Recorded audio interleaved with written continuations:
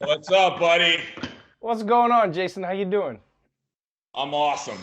But not really. I'm in quarantine and I'm going out of my mind. Jason Momoa is one of the biggest stars in the world, so you're getting back to work. But before you get back to work, you have to, like in Canada, for instance, you have to sit for 2 weeks at home. You can't leave the house. I think they threaten you. It's a $750,000 fine Is it if you really? leave. Yeah, if you leave the house before that 2 weeks is up. Canada's taking it seriously, Jason. So They are. what are You you know what? what are you doing? What are you doing to No stay one's got any, sane? no one's got any problems up here. Everybody's like clean and good and that's back to normal. I mean, everyone's wearing masks, but I mean, it looks nice from the Right, house. right. But most of my friends, they're in like hotels where they can't even go out. I mean, I got a small little yard, but yeah, I haven't been in a place that's not my home quarantine. It's kind of gnarly. It is. It is. What are you doing to stay sane? I feel like there's a motorbike behind you, and I was like, that. I was like, Yeah, this I'm is looking at a bike that I can't ride. It's painful. I mean, I'm playing music. There's a bunch of like, I don't know. Can we move this computer or no? So, I'll show you my little spot. I'm listening to music, and then I brought my guitars okay, okay, okay. and some drums. I'm gonna learn how to play stand-up All bass. right, all right. That's my new learn how to play stand-up bass, and I'm gonna learn how to play mandolin. How many instruments do you currently play? I play guitar, I play bass, I'm learning drums. I want to learn trumpet too, but I didn't bring that. My daughter's learning trumpet. Damn. But that's what kind of keeps me sane. I didn't get to grow up with a lot of instruments, Right. so I'm making up for lost time. I feel like you're the one person who was designed for this. Do you feel like you were ready for this moment? Does it, has it thrown you off You as know much what? as it has everyone else? I was really ready for is a nice reset. I mean, I think it's really beautiful. I never get to be home, so I got to be home with my babies, and they're 11 and 13, so it's a very beautiful time to be home, Right. and also a lot of work on myself and me and my wife. We've been together 14 years. It's been a beautiful time to like just work on us because I spent years trying to build a career where I actually did stuff that I love to do, which now I have that career. It was not the case 22 years ago. Yeah. So it's just been good to be home. And now I'm back to work. And it's kind of sad because my kids can't come up to see me because they have to do 2 weeks quarantine.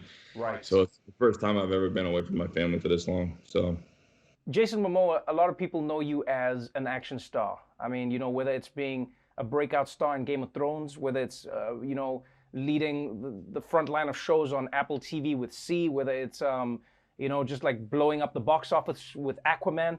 Jason Momoa is an action star. This project that we're going to be talking about today is a little different. It's a lot of heart, a lot of pain, and a lot of hope. Tell me about the documentary Gather and why Jason Momoa decided that this film needed to be made. well, I think the what you brought up, just being known as like an action star, it's a misconception of who I am. Even going back to my first film that I directed, it had to deal with the atrocities that were happening on Native American reservations. I've made it my duty in many ways, and in my art and my companies to kind of fight for justice and bring to the forefront things that are my concerns. And I think all the roles that I play, people kind of can think of me in a different way. But Yeah. when Gather came by, there's those things are happening to even my own people in Hawaii, or just the things that have been happening, and what has happened to our ancestors, and the disconnection between our ancestries and our traditions, our food source. And so this film is extremely beautiful, and if I can use my platform in any way to be able to bring something that's an honest human film and in true history and explanation to what has happened to so many indigenous cultures, I'm Right. I'm all on board. So when I saw it, blew my hair back. I've seen it about 5 times. I love it. I just watched it again so that I could be with you. And I mean, have you had a chance to watch it? Man, can I tell you something? I learned things watching it that I didn't know. I feel like any great documentary does that. Any great documentary, you know, sharpens up the things you do know, but then it'll always open your eyes to an aspect of an issue that you genuinely never knew before. What a lot of people may not know is how decimating their food supply was one of the things that the colonialists did to destroy Native American populations, decimating their food, polluting the way they eat, restricting them from living the way they lived. And you see those effects still affecting those communities today. And that's what you show in the documentary, which I found really fascinating.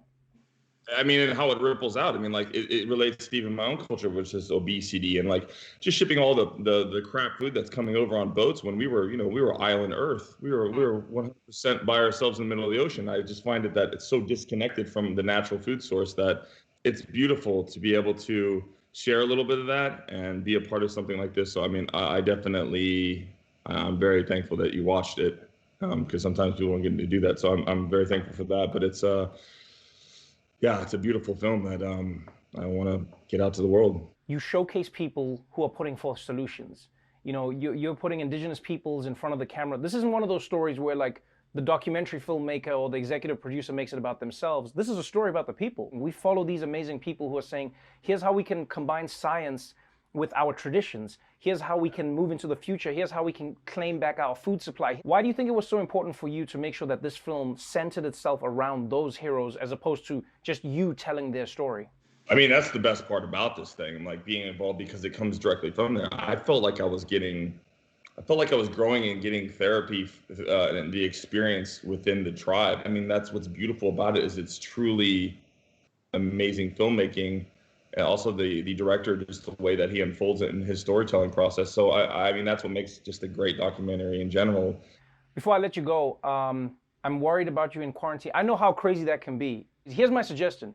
You play music. I say you should do like a free concert every day, even if it's for 30 minutes with people live online. You like being in quarantine, though. I feel like you like I feel like you've been loving it. I was born in quarantine, Jason. You claim quarantine. I was born in quarantine. Nah, man, you know what? I grew up stuck in the house, partly because of apartheid, partly because my grandmother was afraid to let me go outside. So, I mean, I'm used to it, but I don't think I'm used to anything that's happening in the world. So stay strong, man. Stay strong, stay healthy. I'm looking forward to giving you a hug one of these days. Yeah. Deal, my friend. Don't ever threaten me with a hug, Jason. I'll take you up on it. Thank you so much for joining us on the show. Thank you very much, everyone. Cheers. This is the Daily Social Distancing Show with Trevor Noah.